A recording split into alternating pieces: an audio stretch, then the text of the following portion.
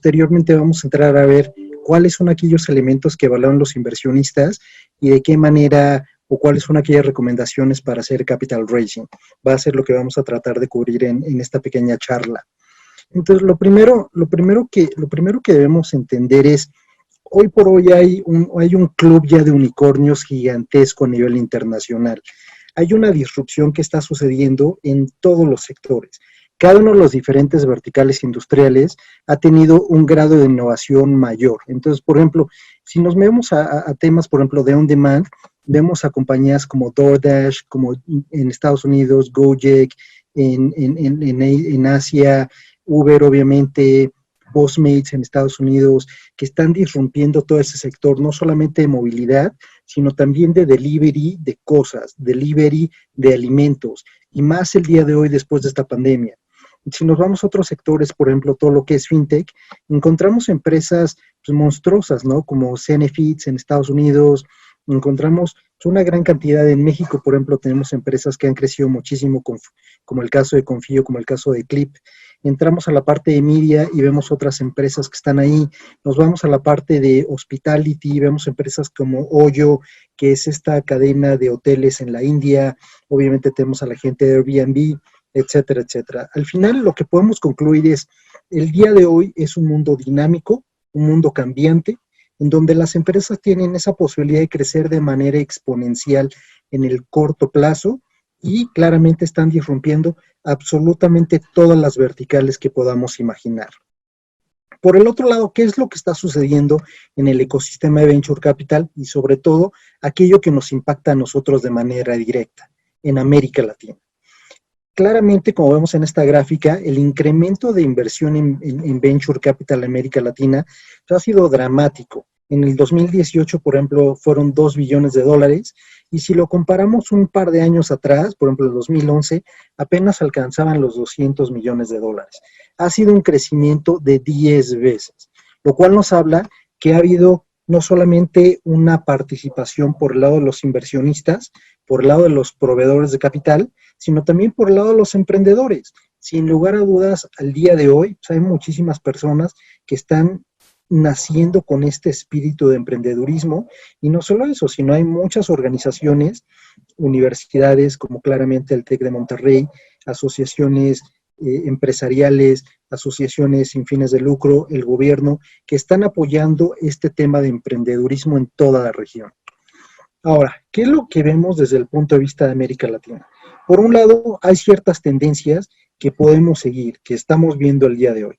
Claramente tenemos el tema de fintech, es uno de los principales elementos que está venido revolucionando todo lo que es este ecosistema, principalmente en América Latina. Y el tema de fintech, ¿por qué se da? Pues por diferentes motivos. ¿Cuáles son algunos de los problemas que había en la región? El primer punto probablemente es el grado de bancarización. La población en general es una población poco bancarizada, con pocos servicios, accesos bancarios, a servicios bancarios, y por otro lado también el costo de los servicios bancarios. Entonces, hay una gran problemática que se tiene que resolver y por eso surge la necesidad de las fintechs. En ese sentido, dentro del mundo fintech claramente encontramos en mil cantidad de soluciones.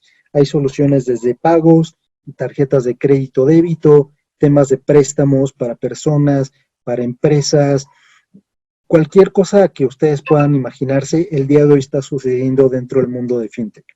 Otro de los grandes temas que también está teniendo una gran disrupción en América Latina y en general en el mundo es el tema de retail. Y por ejemplo, ¿qué es lo que está sucediendo el día de hoy con este tema de la pandemia? Las personas deben quedarse en casa. ¿Para qué? Para proteger la salud y para no contaminar a las demás personas que potencialmente pueden estar en la calle. Entonces, en ese sentido, lo que está sucediendo es, hay muchas aplicaciones que están surgiendo. ¿Para qué? Uno, para el que te lleven la comida a la casa, ya sea a través, como lo conocemos, por ejemplo, en México como Uber, el caso de Didi, el caso de Rappi, etcétera, etcétera, así como otras muchas empresas que están surgiendo el día de hoy, en donde tienen un delivery que llega directamente a la puerta de tu casa. Entonces, por ejemplo, hay empresas que tenemos hoy en día como Justo, como Merkeo, otras que se enfocan más a comercios, como lo que vendría siendo el caso de Chipper, el caso de Cuco, que lo que están haciendo, están disrumpiendo ese segmento de retail y están entregando de manera directa ya sea a negocio o a personas físicas, a familias. Y en retail no solamente eso es lo que está teniendo una disrupción. Detrás del retail tenemos muchos otros elementos. Entonces, por ejemplo, pongámonos a pensar qué es lo que sucede cuando entramos en una tienda, en un supermercado. Cuando entramos en un supermercado, pues vamos por algún producto, ¿no? Ya sea el cereal, el detergente, pasta de dientes, lo que sea. En ese momento, la marca es quien quiere vender ese producto. Entonces, parte de la innovación que está sucediendo en ese sentido es, oye, a ver, ¿cuáles son los analíticos que yo puedo tener de los consumidores para tener un mejor posicionamiento y para poder vender mucho más? Entonces, en ese sentido, retail ha tenido una disrupción en todos los sentidos.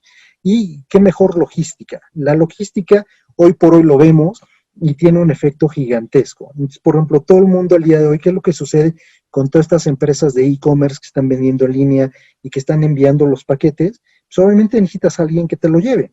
Hoy por hoy lo que está sucediendo es, tenemos empresas en México como 99 Minutos, iVoy, y Chasqui, etcétera, que lo que están haciendo es eso, están proveyendo de ese servicio para reflejar el tema de movilidad. Y no solo ellos, sino otro tipo de empresas que se enfocan también en mover personas o gente de empresas.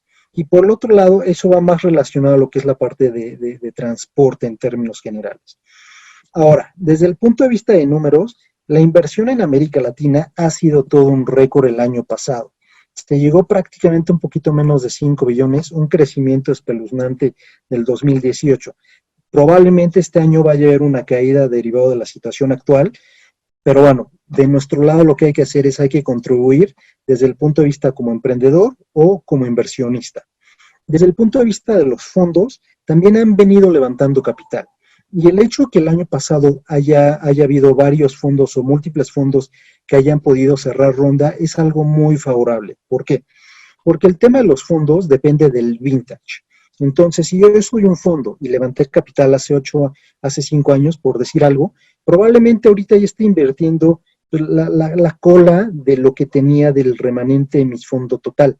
Si yo soy un fondo que acabo de levantar capital el año pasado, hoy por hoy tengo la mayor parte de mi capital disponible para poder invertir, lo cual es importantísimo ante la situación actual. ¿Por qué? Porque si yo soy un fondo nuevo, voy a estar invirtiendo en valuaciones actuales, considerando también las depreciaciones cambiarias de los diferentes países en América Latina.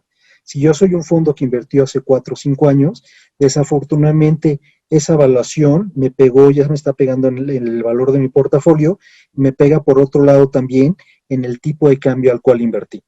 Ahora, en términos de los números, regresando a esta parte, lo que encontramos es, ha habido rondas gigantescas, ha habido compañías que han levantado ya mucho dinero, como el caso obviamente de Rappi de Colombia, el caso de Clip en México, entre otros. Y esto lo que está sucediendo es que ha habido ya más de 11 transacciones de más de 100 millones de dólares en la región. Cuando hay una transacción de 100 millones de dólares en la región, lo que significa es que el valor total de la empresa obviamente es más de 100.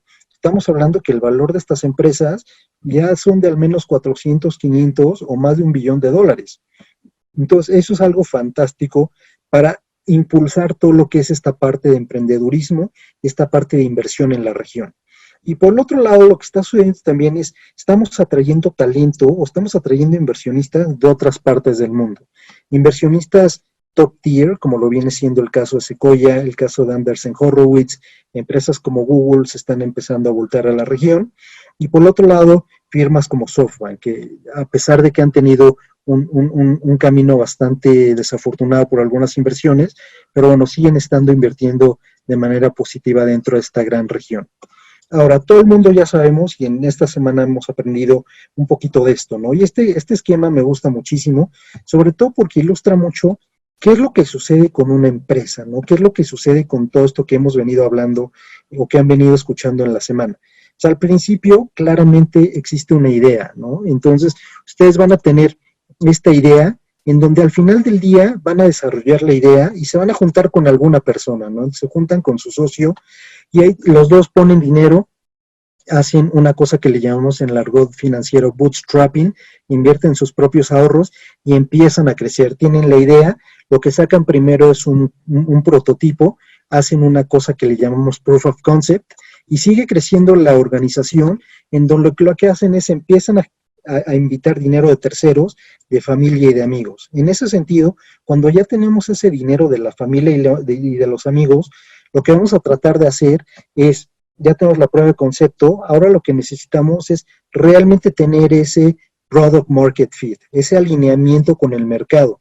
¿Para qué? Para decir, oye, yo realmente estoy resolviendo un problema del mercado, tengo una solución, tengo un equipo y voy a capitalizar esta oportunidad que se está viendo en el mercado. Con base en esto, posteriormente, ¿qué es lo que sucede? Pues empiezo a invitar a otros tipos de inversionistas. Entonces me acerco ya sea a ejecutivos de grandes empresas que pueden tener capital, o me puedo acercar a gente que ha sido emprendedor en su momento, que también tiene capital. ¿Para qué? Para que sean mis ángeles inversionistas. Una vez que entran estos ángeles inversionistas, empiezo a tener un poco de mayor tracción en mi empresa. Uno de los elementos relevantes es que la evaluación de la empresa se va a ir incrementando. Y es como los edificios que vemos en esta gráfica, en donde en una ronda así, claramente el valor de la empresa va a ser mayor que en la ronda previa. En ese momento, sigo levantando capital, ¿y qué es lo que sucede? Pues empiezo a invitar a Venture Capitalists. Y los Venture Capitalists pues puede ser fondos semilla, puede ser fondos que invierten en etapas pre-serie A, series A, o fondos que invierten más en etapas de crecimiento, series B, series C, series D, etcétera, etcétera. Entonces, aquí lo que sucede es, a partir de la idea, a partir de esa conceptualización de negocio en donde voy a resolver un problema, empiezo a juntar dinero de los diferentes participantes del mercado, de los diferentes inversionistas, para ir creciendo paulatinamente mi empresa. ¿Con la idea de qué? De que al final del día pues, tengo una empresa en donde pueda tener un valor muy importante y pueda tener una salida. La salida es muy importante y la salida puede ser a través de una colocación en la bolsa o a través de una atracción de M&A, de una fusión y adquisición de empresa. Y cuando yo tengo esta salida, pues es donde yo voy a realizar el retorno de mi inversión. Ahora, ¿cuál es la constante que vemos en esta gráfica? Que siempre van a estar levantando capital. Entonces, uno de los elementos muy importantes dentro de todo este mundo de Venture Capital es recordar que el network es fundamental, el tener buenas relaciones no solamente con inversionistas en las primeras etapas, sino en cada una de las siguientes etapas es fundamental y que siempre vamos a estar levantando capital.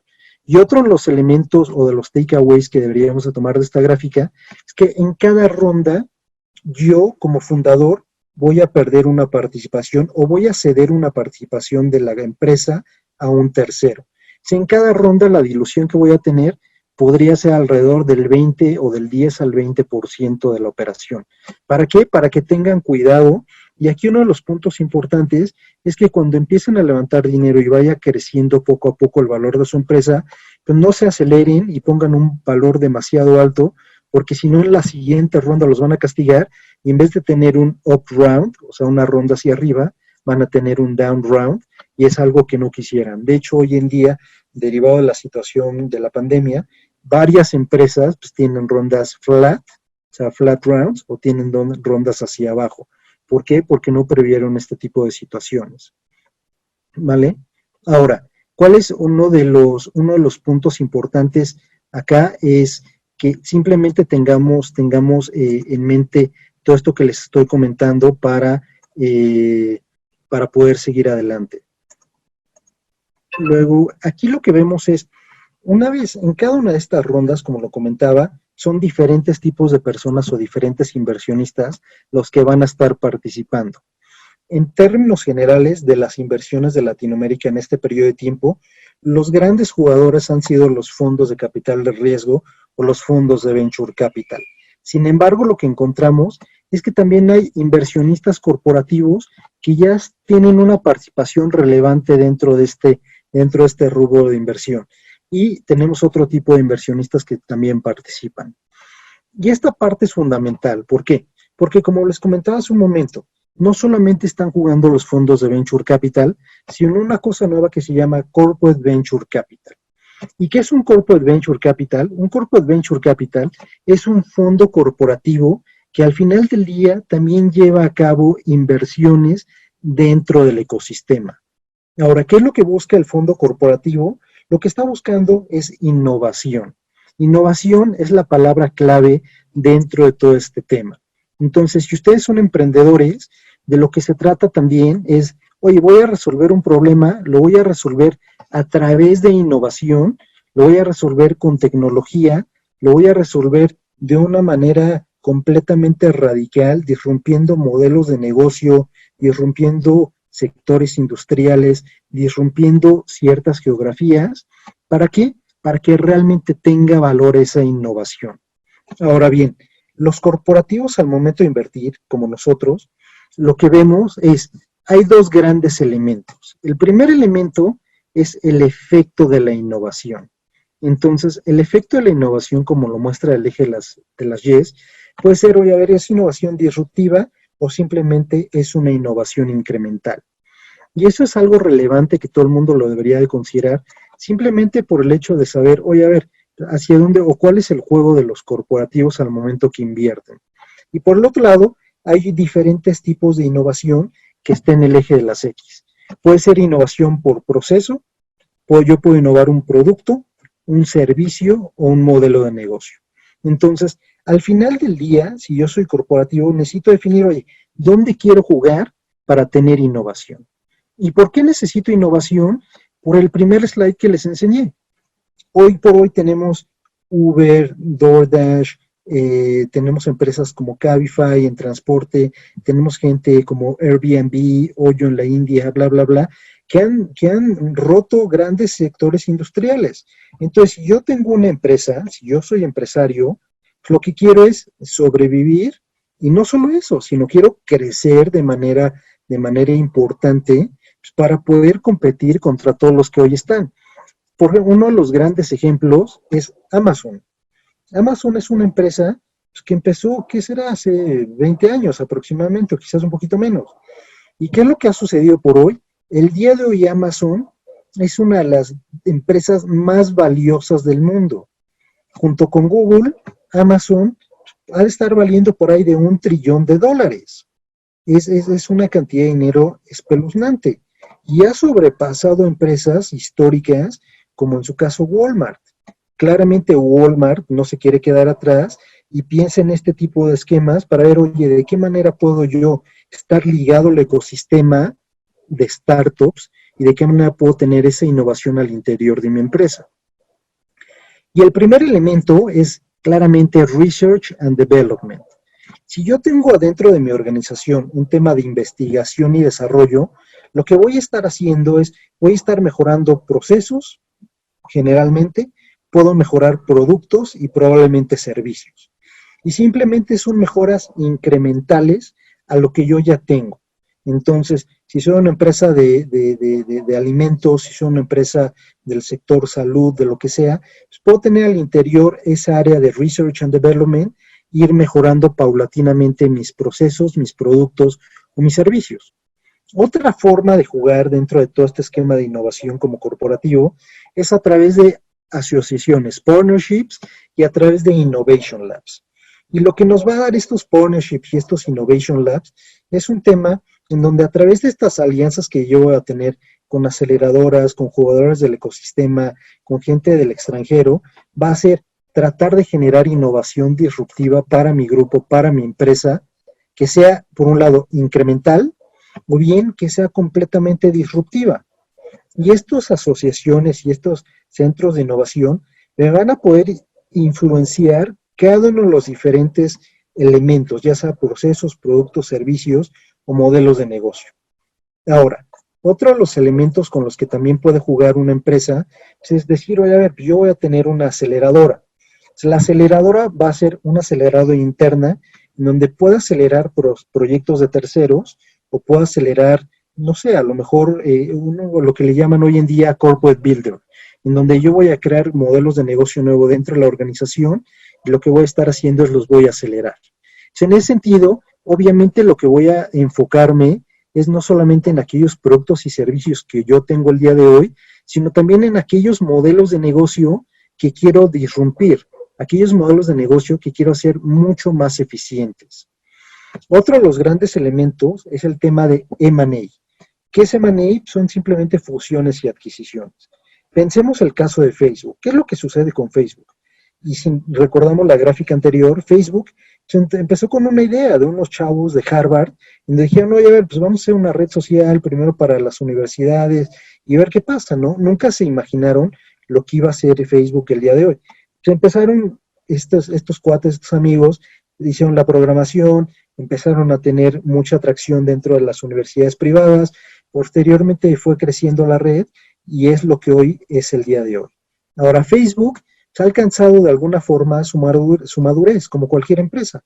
Las empresas crecen de manera acelerada en un principio, empiezan a tener cierto grado de maduración y posteriormente su crecimiento va a ser al crecimiento que crece el país. O sea, generalmente una empresa en algún momento va a crecer, ya no va a crecer más allá de lo que está creciendo el país. Entonces, por ejemplo, Facebook, con tantos miles de millones de personas arriba, ¿cuánto más puede crecer?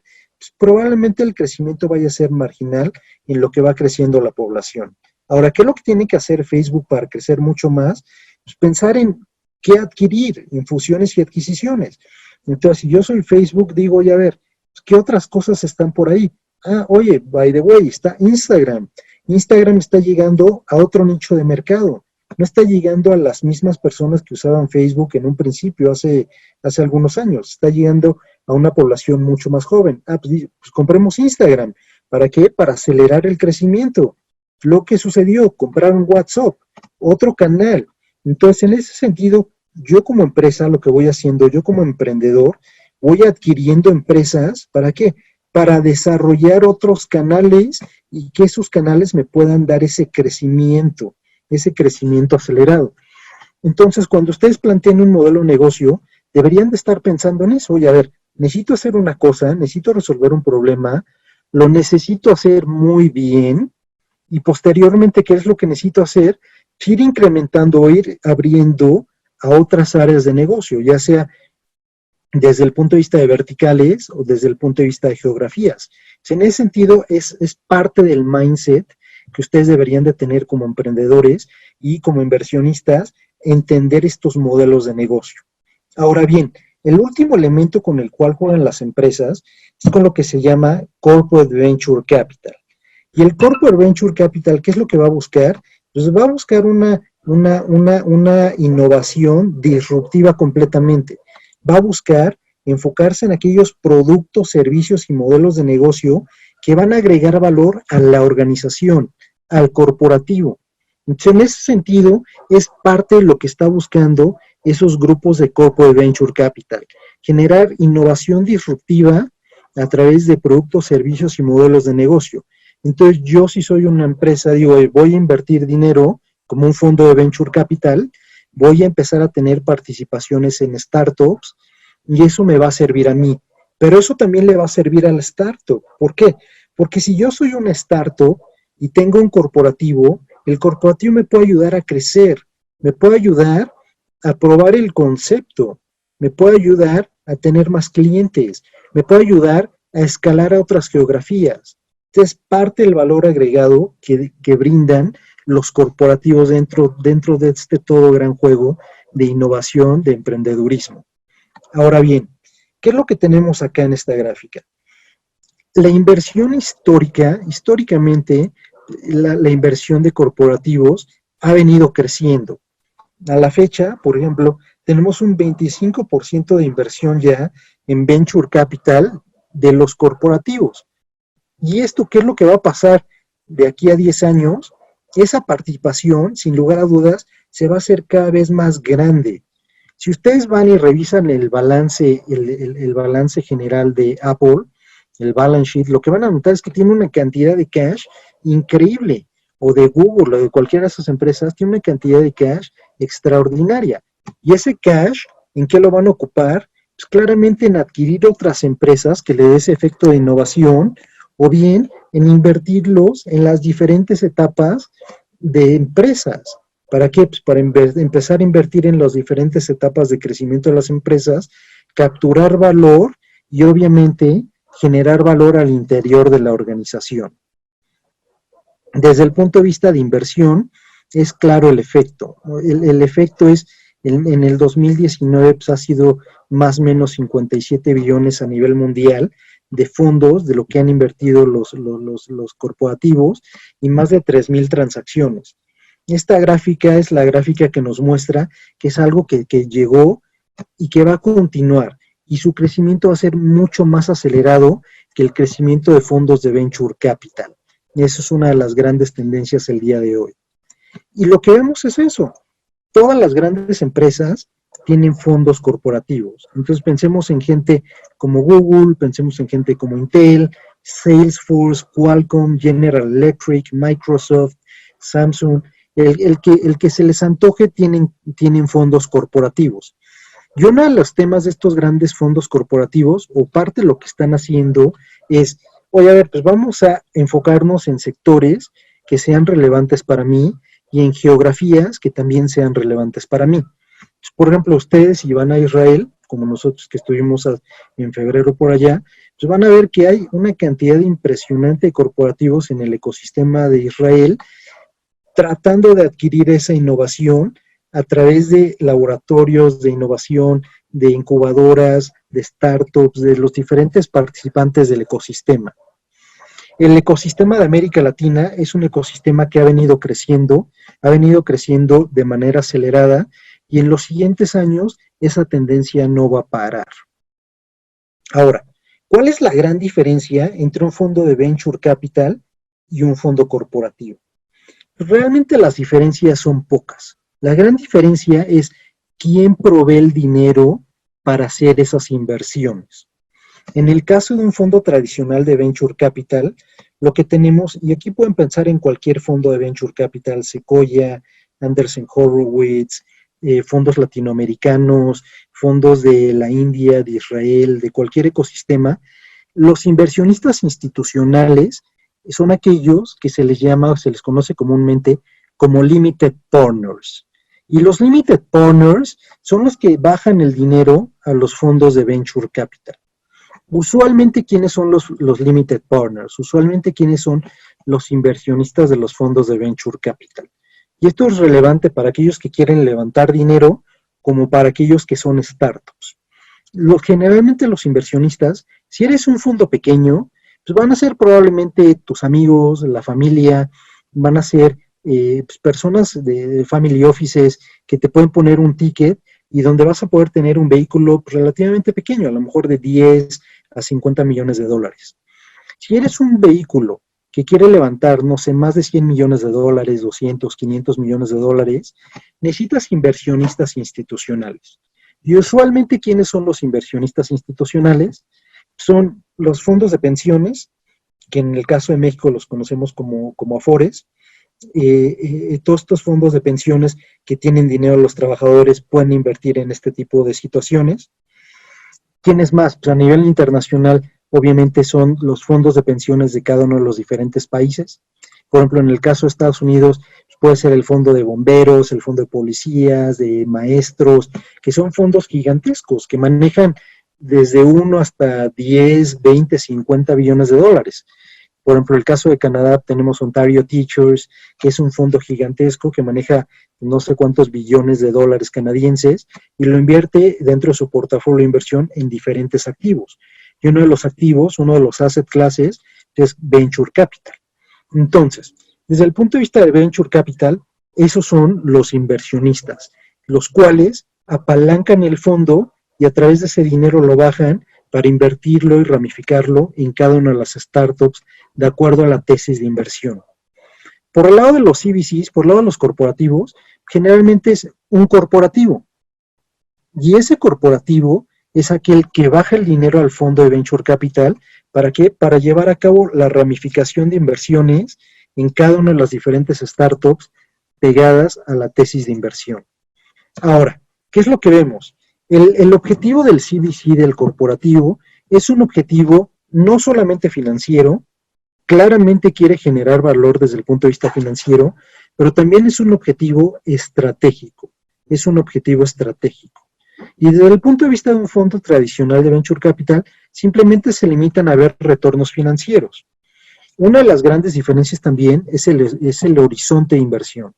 El horizonte de inversión de los fondos de Venture Capital suele ser 10 años, 5 años de inversión, 5 años de salida. Y para los fondos corporativos es un horizonte de más largo plazo. Desde el punto de vista de los fondos de Venture Capital tradicionales, generalmente el gobierno corporativo son los socios que están ahí, hacen un advisory board, invitan quizás a algunos independientes y son ellos quienes van aprobando cada una de las diferentes transacciones en las que invierten. El corporate governance del corporativo se invita también a independientes, sin embargo la toma de decisiones se concentra en el top management de la empresa. Ellos son quienes deciden en dónde se va a invertir. Y desde el punto de vista de valor agregado, un fondo tradicional de Venture Capital es simplemente la experiencia de los socios, que dependiendo del tamaño de la organización, puede ser 2 socios o puede ser 10 socios, dependiendo si es Sequoia o si es un fondo pequeño regional. Y desde el punto de vista del corporativo, el valor agregado que tiene pues, es brutal. ¿Por qué? Porque es la experiencia del management team, es toda la parte del network que tiene con otros corporativos, con otros agentes dentro de su cadena de valor, con otros negocios, con clientes. El valor agregado que puede traer un corporativo a la mesa es mucho mayor que el valor agregado que puede tener un fondo tradicional de Venture Capital. De hecho, algunos fondos de Venture Capital, sobre todo extranjeros en Israel, por ejemplo, están tomando algunos de los elementos de los corporativos para agregar mucho mayor valor a las startups. Uno de los grandes temas que siempre deben de tener a la mente bajo cualquier circunstancia es cuáles son los incentivos que tienen desde el punto de vista económico las personas que lideran esos organismos. Un fondo tradicional tiene obviamente el management fee, con lo cual paga salarios, oficinas, viáticos, y por el otro lado tiene lo que es el carry, o se lleva un porcentaje de participación de las utilidades del fondo una vez que el fondo está invertido y realiza la inversión. Y aquí recordemos, para tener realmente un retorno de inversión, hay que tener una salida de una empresa. ¿Por qué? Porque si no solamente es un retorno financiero en papel, pero no es un retorno económico que tengamos en la bolsa. Entonces, para tener ese dinero en la bolsa, se tiene que llevar a cabo la salida. Eso es algo fundamental. Y por el otro lado, desde el punto de vista de los fondos corporativos, la estructura varía mucho.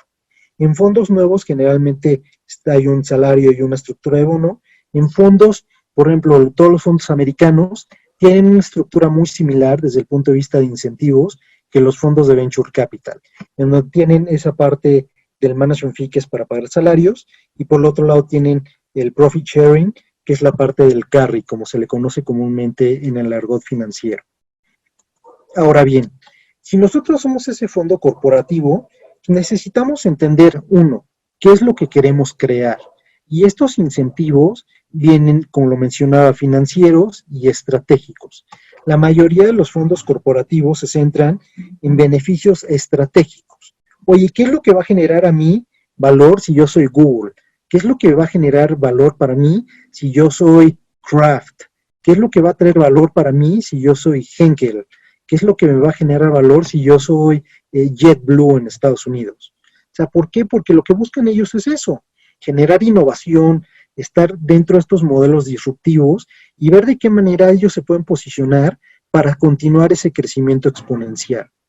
Y por el otro lado, tenemos la dimensión de las capacidades operativas. Y las capacidades operativas es simplemente, oye, a ver, probablemente yo soy una empresa, no sé, mexicana, por ejemplo, Bimbo, y tengo muy buena logística, pero hay elementos logísticos que no tengo yo y que están en el mercado y puedo invertir en ellos. Obvio, claramente sí. Entonces yo lo que trato es visualizar esos elementos en donde van a agregar valor a mis capabilities, aquellas operaciones que ya hago hoy, o probablemente aquellas operaciones que no hago, pero que quisiera estar haciendo en el corto plazo o en el mediano plazo. Entonces, si nosotros somos emprendedores, debemos entender este framework. ¿Para qué? Para decir, oye, a ver, yo soy una empresa, yo tengo un tema de salud, y ese tema de salud le va a servir a este corporativo, le va a servir a este vehículo de inversión, sí o no. Si no le sirve, ¿para qué ir a tocar la puerta? Solamente es perder el tiempo yo como emprendedor y le hago perder el tiempo a la contraparte. En este mundo tan dinámico, en este mundo tan lleno de conexiones, lo que tenemos que priorizar es con quién queremos estar hablando, el tiempo que queremos estar hablando con esas personas, para que realmente generemos valor, no solamente para nosotros, ya sea que seamos nosotros emprendedores o ya sea que seamos inversionistas. Es parte del mindset que tenemos que tener el día de hoy. Ahora, esta gráfica va muy relacionada que les montaba en un principio en términos del crecimiento de las empresas. La empresa empieza siendo una etapa seed, empieza con una idea, tiene un financiamiento probablemente menor, no sé, quizás $250,000, $500,000, empieza a hacer ese desarrollo de producto, ese prototipo, hace un proof of concept, empieza con este MVP, el Minimum Viable Product, y empieza a levantar capital. Ahora, esto es muy relevante que lo entendamos si somos inversionistas o si somos emprendedores. ¿Por qué? Porque mientras más temprana esté la empresa, obviamente la inversión va a ser mucho menor. Yo puedo invertir $20,000, $50,000, $100,000. Es una inversión muy pequeña, pero el riesgo es muy grande. ¿Por qué? Porque la tasa de mortalidad de empresas de startups es muy alta. Al final del día, hay miles de ideas, hay muchas personas que levantan dinero para la idea, pero es muy difícil el ejecutar esa idea, el demostrar que es una idea que cumple con un valor agregado, que agrega, que resuelve un problema, que es una idea que tiene ese fit realmente con el mercado y que logra escalar, que logra tener tracción. La tasa de defunción es muy alta. Ahora, ¿qué es lo que sucede con todo esto? Que yo puedo invertir esos tickets chicos y puedo tener esos rendimientos gigantescos, o bien si soy inversionista, puedo ir modulando el riesgo. Es un tema de tener un retorno financiero ajustado al riesgo. Entonces, ese retorno ajustado al riesgo va a depender en qué etapa me quiero posicionar. Si yo soy un inversionista que tengo cierta aversión al riesgo, oye, pues mejor no inviertas en etapas tan semilla. Mejor vete a temas de preseries A, series A, series B. Ahora, ¿qué es lo que necesitas para invertir en esas etapas? Pues necesitas tener un ticket mucho mayor. Necesitas tener un ticket mucho más grande. ¿Para qué? Pues para que realmente puedas entrar en esas etapas. Es simplemente un tema de que veamos cómo es el crecimiento de la empresa, cómo son las diferentes rondas de capitalización, los tickets de inversión y los riesgos que puede tener cada una de estas inversiones. Me voy a soltar esta. Ahora, ¿qué es lo que buscan todos los fondos? Tanto fondos como corporativos, como fondos de venture capital. Este framework me gusta mucho. Es un framework que suele ocupar Bain Capital en Estados Unidos para analizar sus inversiones. Es un framework que fue desarrollado también por un profesor de Harvard y que es parte también de lo que imparto en la clase de Legade. Lo primero es la gente. La gente es lo más importante que puede haber al momento que nosotros estamos analizando transacciones. Es la parte más importante. Y cuando estamos viendo los equipos, ¿por qué? Porque al final del día estamos invirtiendo en equipos, estamos invirtiendo en gente. Y lo que sucede con muchas de las startups, sobre todo en etapas muy iniciales, es que en la medida que va avanzando el tiempo, van adaptando el modelo de negocio o van pivoteando. Y ese pivoteo solamente lo van a poder hacer aquellas personas que tienen la capacidad y tienen el drive, tienen la actitud para poder hacerlo de manera adecuada. Es cuando los fondos de venture capital, ya sea corporativos como tradicionales, ven a los equipos, lo que buscan es gente con experiencia, con habilidades, con contactos, con actitudes, con conocimientos. ¿Para qué? Para poder llevar a cabo esa tarea, esa gran tarea, esa enorme tarea de poder crear una empresa, bueno, crear una startup y convertirla en empresa. Es muy difícil hacer una startup y realmente convertirla en empresa. Ese es el reto de los buenos emprendedores. Levantar cierto capital al principio y jugar con él y ir creciendo poquito, eso lo hacen muchos. Pero realmente evolucionar y ser exitosos como el caso de Facebook o todas estas empresas de las que hemos hablado, muy pocos lo logran hacer.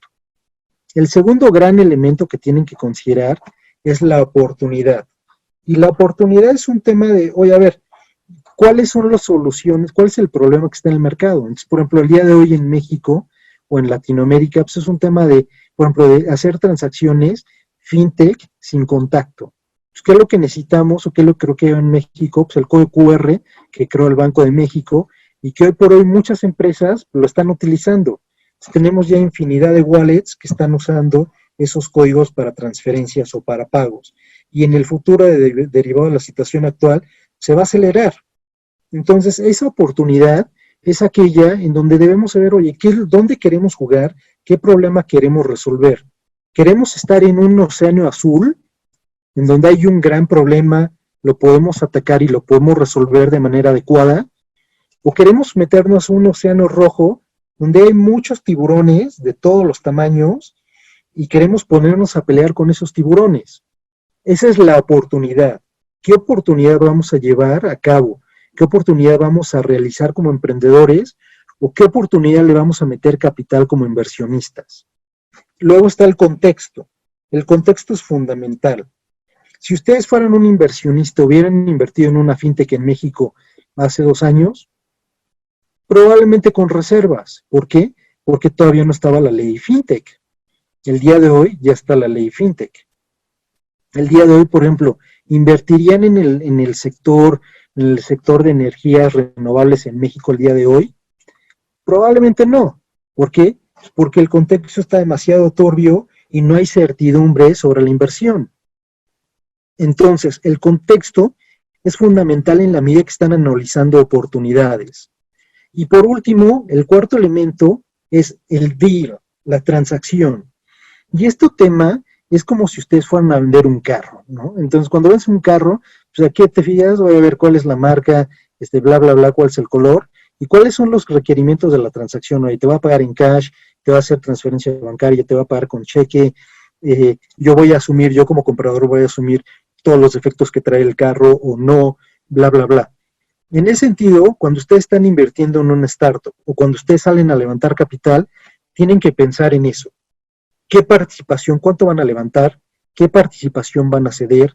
¿Cuáles van a ser los derechos que van a tener los inversionistas? Entre otros. A grandes rasgos este sería un framework. Y este framework, ¿qué nos va a permitir? Pues nos va a permitir ver cuáles son las razones por las cuales fallan las startups. No voy a ir a través de todas, solamente voy a revisar las principales. La primera gran razón es que no hay mercado. Muchas veces tenemos una idea genial, pero se nos olvida pensar en el mercado. Entonces pensamos, oye, voy a hacer voy a hacer algo que, no sé, un teletransportador. ¿Hay mercado hoy? Pues no hay, pero ahí voy sobre esa idea. Entonces lo primero que tenemos que hacer es resolver soluciones el día de hoy. ¿Para qué? Pues para que realmente pueda tener éxito. El segundo gran elemento por el cual fallan las startups es efectivo. Levantar capital es una tarea. Y levantar capital es algo que van a estar desarrollando toda la vida. Y necesitan tener aquellas capacidades, aquellas habilidades y aquel network para salir a levantar capital. El tercer elemento, ¿cuál es? El equipo. No tener un equipo adecuado. Necesitan tener un equipo complementario, una buena persona, un buen CEO, un buen CTO, un buen financiero, un buen comercial, para poder desarrollar ese negocio de manera adecuada. Entonces, ¿cuál es la moraleja? Salgan y empiecen a ser amigos de otras carreras que no sean las suyas, de programadores, de financieros, de gente que esté en ventas. ¿Para qué? Para que puedan construir ese gran equipo. O bien, que sean muy lentos en su desarrollo y que haya alguien más y que lo sobrepase. O bien temas de precios y costos, ¿no? Que sean realmente malos en manejar los costos o la liquidez de sus empresas. Estos son a grandes rasgos parte de los elementos por cual podrían estar fallando. Ahora, ¿cuál es uno de los puntos importantes al momento que vamos a salir capital raising? Y capital raising aquí puede ser del lado de fondos o del lado de inversionistas. Y es muy similar. Lo primero que tienen que hacer es, tienen que hacer su research. Tienen que ver, oye, a ver, yo soy un fondo, bueno, pues a ver, ¿qué tantos fondos hay en Latinoamérica o en la India o en Estados Unidos de lo que yo quiero hacer. Es un mercado ya muy competido, entonces mejor voy a hacer un fondo de otra cosa. O yo soy una startup, oye, pues a ver, quiero ver qué fondos están en este sector. Si yo soy de educación, ¿qué fondos realmente tienen esa vertical desde el punto de vista de tesis de inversión? Por ejemplo, si ustedes no son israelitas, probablemente un fondo de Israel no vaya a invertir en ustedes. Si ustedes son israelitas, pues ya tienen un primer punto a favor y probablemente pudieran invertir los fondos israelitas en ustedes. El segundo elemento es la cultura. Y es muy diferente levantar capital en la América Latina que levantar capital en la India, que levantar capital en Israel. Es muy diferente. Por ejemplo, nosotros acabamos de hacer un estudio de Israel hace algunos meses, y ¿qué es lo que tuvimos que hacer? Ajustar nuestra jornada de trabajo. ¿Y qué es lo que hacíamos? Pues teníamos llamadas los domingos. ¿Por qué? Porque en Israel trabajan los domingos. Su fin de semana empieza el viernes y acaba el sábado. Entonces, una parte fundamental, ya sea que estén construyendo una startup o que estén levantando un fondo, es entender la cultura de la geografía o del sector donde están. Es muy diferente, por ejemplo, si van a levantar un fondo de venture capital enfocado en real estate, que otro fondo enfocado en oil and gas, que un fondo enfocado en retail. Son sectores industriales completamente diferentes, con culturas diferentes. Se entiendan la cultura. El tercer elemento es prepárense y háganlo. ¿Y a qué me refiero con esto? Tienen que hacer la tarea. Como emprendedores, tienen que definir cuál es su estrategia, su modelo de negocio, tienen que tener un modelo financiero, y el modelo financiero es para trasladar ese modelo que tienen en mente y trasladarlo a números. Tienen que tener ese recurso humano, tienen que tener ese plan comercial, pero tienen que hacer la tarea. Si van a levantar un fondo, es lo mismo. Tienen que hacer la tarea definiendo la tesis de inversión del fondo. Oye, a ver, ¿cuál es el sector al cual queremos ir? ¿Qué es lo que vamos a atacar? ¿Cuánto dinero vamos a hacer de deployment? ¿Qué tipo de oportunidad vamos a estar buscando en el ecosistema? Y el punto clave es ejecutar, ejecutar, ejecutar. En este mundo hay miles de ideas.